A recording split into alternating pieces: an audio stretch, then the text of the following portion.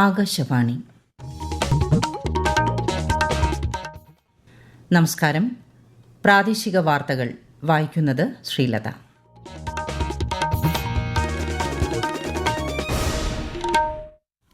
പ്രധാന വാർത്തകൾ. മലയാളികളുടെ ഭാവഗായകൻ പി ജയചന്ദ്രന് നാടിന്റെ അന്ത്യാഞ്ജലി. അനുശോചനം രേഖപ്പെടുത്തി പ്രധാനമന്ത്രി നരേന്ദ്രമോദി. തൃശൂർ സംഗീത അക്കാദമി വളപ്പിൽ പ്രിയ ഗായകന് അന്ത്യാഞ്ജലി അർപ്പിക്കാൻ ആയിരങ്ങൾ. സംസ്കാരം നാളെ പറവൂർ ചേന്ദമംഗലത്തെ വീട്ടുവളപ്പിൽ. കാലാവസ്ഥാ വ്യതിയാനത്തെ ചെറുക്കാൻ കേന്ദ്ര സർക്കാർ നടപ്പാക്കുന്ന പദ്ധതികൾ ഫലം കാണുന്നതായി കേന്ദ്ര സഹമന്ത്രി എൽ മുരുകൻ. പൊതുമേഖലയിൽ സംസ്ഥാനത്തെ ആദ്യ സംയോജിത പ്ലാസ്റ്റിക് പാഴ്വസ്തു സംസ്കരണ ഫാക്ടറി തിരുവല്ല കുന്നന്താനത്ത് ഇന്നു മുതൽ പ്രവർത്തനം ആരംഭിക്കും. എരുമേലി ചന്ദനക്കുടം ഘോഷയാത്ര ഇന്ന്. അമ്പലപ്പുഴ ആലങ്ങാട് സംഘത്തിന്റെ പേട്ടതുള്ളൽ നാളെ. 8ാമത് ഇന്ത്യൻ വനിതാ ഫുട്ബോൾ ലീഗിന് ഇന്ന് കിക്ക് ഓഫ്. വാർത്തകൾ വിശദമായി. മലയാളികളുടെ മനസ്സിൽ ചിരപ്രതിഷ്ഠ നേടിയ ഭാവഗായകൻ പി ജയചന്ദ്രന് നാടിന്റെ അന്ത്യാഞ്ജലി. ഇന്നലെ രാത്രി അന്തരിച്ച പ്രിയ ഗായകന്റെ ഭൌതിക ശരീരം ഇപ്പോൾ തൃശൂർ സംഗീത നാടക അക്കാദമിയുടെ റീജിയണൽ തിയേറ്ററിൽ പൊതുദർശനത്തിന് വച്ചിരിക്കുകയാണ്. പ്രമുഖർ അടക്കം ആയിരക്കണക്കിന് ഗാന ആസ്വാദകരാണ് അദ്ദേഹത്തിന് അന്ത്യാഞ്ജലി അർപ്പിക്കാനെത്തുന്നത്. സർക്കാരിനു വേണ്ടി മന്ത്രി എൻ രാജൻ, ആർ ബിന്ദു എന്നിവർ പുഷ്പചക്രം സമർപ്പിച്ചു. രാവിലെ 8ഓടെ പൂങ്കുന്നത്തെ വീട്ടിലെത്തിച്ച ഭൌതിക ശരീരം അവിടുത്തെ ചടങ്ങുകൾക്ക് ശേഷമാണ് സംഗീത നാടക അക്കാദമി വളപ്പിലേക്ക് കൊണ്ടുപോകുന്നത്. ഇവിടെ നിന്നും ഭൌതിക ശരീരം പൂങ്കുന്നത്തെ വീട്ടിലേക്ക് കൊണ്ടുപോകും. സംസ്കാരം നാളെ എറണാകുളം പറവൂർ ചേന്ദമംഗലത്തെ വീട്ടുവളപ്പിൽ നടക്കും. നീയും ഞാനും നീരിൽ വീഴും പൂക്കൾ. മലയാളിക്ക് പ്രണയത്തിന്റെയും വിരഹത്തിന്റെയും ഗൃഹാതുരതയുടെയും ആലാപന സൗകുമാര്യമാർന്ന ഗാനങ്ങൾ നൽകിയ അനുഗ്രഹീത ഗായകനാണ് വിട പറഞ്ഞത്. അരനൂറ്റാണ്ട് പിന്നിട്ട ഗാനസബരിയിൽ പി ജയചന്ദ്രൻ 10,000-ലേറെ ഗാനങ്ങൾ ആലപിച്ചു. ഗായകൻ പി ജയചന്ദ്രന്റെ നിര്യാണത്തിൽ പ്രധാനമന്ത്രി നരേന്ദ്രമോദി അഗാധ ദുഃഖം രേഖപ്പെടുത്തി. വിവിധ ഭാഷകളിലായുള്ള അദ്ദേഹത്തിന്റെ ഭാവതീവ്രമായ ആലാപനങ്ങൾ വരും തലമുറകളുടെയും ഹൃദയങ്ങളെ സ്പർശിക്കുമെന്ന് പ്രധാനമന്ത്രി സമൂഹമാധ്യമത്തിൽ കുറിച്ചു. പി ജയചന്ദ്രനുമായി 58 കൊല്ലത്തെ സഹോദര ബന്ധമാണ് തനിക്കുണ്ടായിരുന്നതെന്ന് ചലച്ചിത്ര സംവിധായകനും ഗാനരചയിതാവുമായ ശ്രീകുമാരൻ തമ്പി അനുസ്മരിച്ചു. 66 മുതൽ 58 കൊല്ലത്തെ സഹോദരിയാണ്. ജയനെ നന്നായി മനസ്സിലാക്കിയിട്ടുള്ളതാണ് ഞാൻ. എന്നെ നന്നായി മനസ്സിലാക്കിയിട്ടുള്ളതാണ് ജയൻ. അതാണ് ഞങ്ങളുടെ ബന്ധത്തിന്റെ പ്രത്യേകത.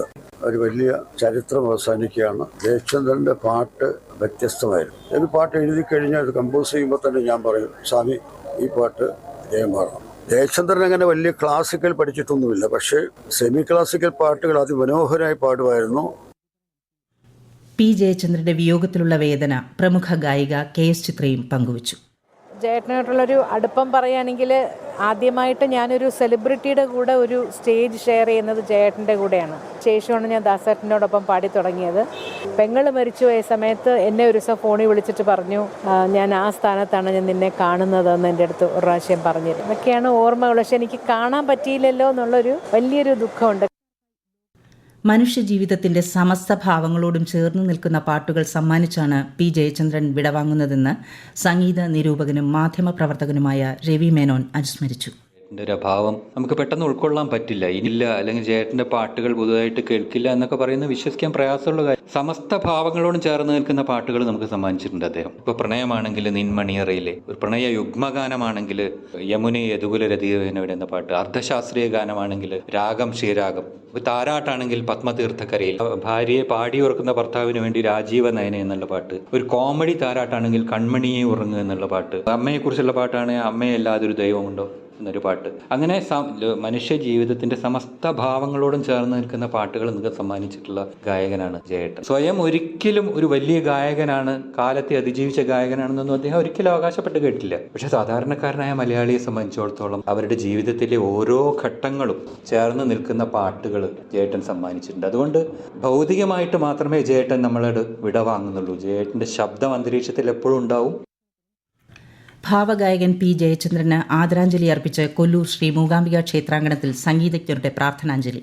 യേശുദാസിന്റെ ജന്മദിനത്തോടനുബന്ധിച്ച് കാഞ്ഞങ്ങാട് രാമചന്ദ്രന്റെ നേതൃത്വത്തിൽ 25 വർഷമായി നടന്നുവരുന്ന കൊല്ലൂർ സംഗീതോത്സവം രാവിലെ മൂകാംബിക ക്ഷേത്രം വടക്കേ നടയിൽ ആരംഭിച്ചപ്പോഴാണ് പി ജയചന്ദ്രനു വേണ്ടി പ്രാർത്ഥനാഞ്ജലി നടത്തിയത്. കാലാവസ്ഥാ വ്യതിയാന പ്രതിരോധം ജൈവ വൈവിധ്യ സംരക്ഷണം എന്നിവ ലക്ഷ്യമിട്ട് കേന്ദ്ര സർക്കാർ നടത്തുന്ന വിവിധ പദ്ധതികൾ ഫലം കാണുന്നതായി കണക്കുകൾ വ്യക്തമാക്കുന്നുവെന്ന് കേന്ദ്ര വാർത്താവിതരണ പ്രക്ഷേപണ വകുപ്പ് സഹമന്ത്രി എൽ മുരുകൻ പറഞ്ഞു. കവി സുഗതകുമാരിയുടേത് പ്രകൃതി സംരക്ഷണത്തിനും സ്ത്രീ ശാക്തീകരണത്തിനുമായി സമർപ്പിച്ച ജീവിതമായിരുന്നുവെന്നും അദ്ദേഹം അനുസ്മരിച്ചു. സുഗത നവതിയുടെ ഭാഗമായി Avaneeswaram Padmanabha Pillai memorial vocational higher secondary സ്കൂളിൽ സുഗത സൂക്ഷ്മവനം ഉദ്ഘാടനം ചെയ്യുകയായിരുന്നു അദ്ദേഹം. സ്കൂൾ അങ്കണത്തിൽ കേന്ദ്രമന്ത്രി വൃക്ഷത്തൈ നട്ടു. നേരത്തെ കൊല്ലം അമൃത വിദ്യാപീഠം ക്യാമ്പസിലും പരിപാടിയുടെ ഭാഗമായി അദ്ദേഹം വൃക്ഷത്തൈ നട്ടു. മുതിർന്ന BJP നേതാവ് കുമ്മനം രാജശേഖരൻ സന്നിഹിതനായിരുന്നു. മഹാകുംഭമേളയോടനുബന്ധിച്ച് ആകാശവാണിയുടെ കുംഭവാണി റേഡിയോ സ്റ്റേഷന്റെ പ്രയാഗ്രാജിൽ നടന്ന ഉദ്ഘാടന ചടങ്ങിൽ വീഡിയോ കോൺഫറൻസിംഗിലൂടെ കേന്ദ്രമന്ത്രി പങ്കെടുത്തു. ഈ വാർത്തകൾ ആകാശവാണിയിൽ നിന്ന്. ആകാശവാണി വാർത്തകളും വാർത്താധിഷ്ഠിത പരിപാടികളും all India radio news Thiruvananthapuram YouTube ചാനലിലും all India radio news Thiruvananthapuram Facebook പേജിലും AR News_ തിരുവനന്തപുരം ഇൻസ്റ്റഗ്രാം അക്കൌണ്ടിലും AR News_TVM X ഹാൻഡിലും ലഭ്യമാണ്. കേന്ദ്ര സർക്കാരിന്റെ national action plan for mechanised sanitation ecosystem പദ്ധതിയിലൂടെ പാലക്കാട് നഗരസഭയിലെ ശുചീകരണ തൊഴിലാളികൾക്ക് സുരക്ഷാ ഉപകരണങ്ങൾ വിതരണം ചെയ്തു. വിതരണോദ്ഘാടനം നഗരസഭാ ചെയർപേഴ്സൺ പ്രമീള ശശിധരൻ നിർവഹിച്ചു. പൊതുമേഖലയിൽ സംസ്ഥാനത്തെ ആദ്യ സംയോജിത പ്ലാസ്റ്റിക് പാഴ്വസ്തു സംസ്കരണ ഫാക്ടറിയായ ഗ്രീൻ പാർക്ക് തിരുവല്ല കുന്നന്താനം കിൻഫ്ര പാർക്കിൽ ഇന്നു മുതൽ പ്രവർത്തനം ആരംഭിക്കും. വൈകിട്ട് മന്ത്രി MB രാജേഷ് ഉദ്ഘാടനം ചെയ്യും.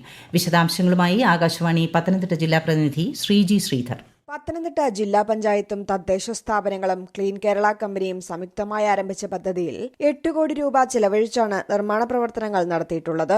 ഹരിതകർമ്മസേന ശേഖരിക്കുന്ന പ്ലാസ്റ്റിക് പാഴ്വസ്തുക്കൾ തദ്ദേശ സ്ഥാപനങ്ങളിൽ തരംതിരിക്കുകയും പുനഃചംക്രമണ യോഗ്യമായവ കുന്നന്താനം കിൻഫ്ര പാർക്കിലെ സംയോജിത പ്ലാസ്റ്റിക് പാഴ്വസ്തു സംസ്കരണ കേന്ദ്രത്തിലെത്തിച്ച് ഗ്രാനൂൾസ് ഉൽപ്പാദിപ്പിക്കുകയുമാണ് പദ്ധതി.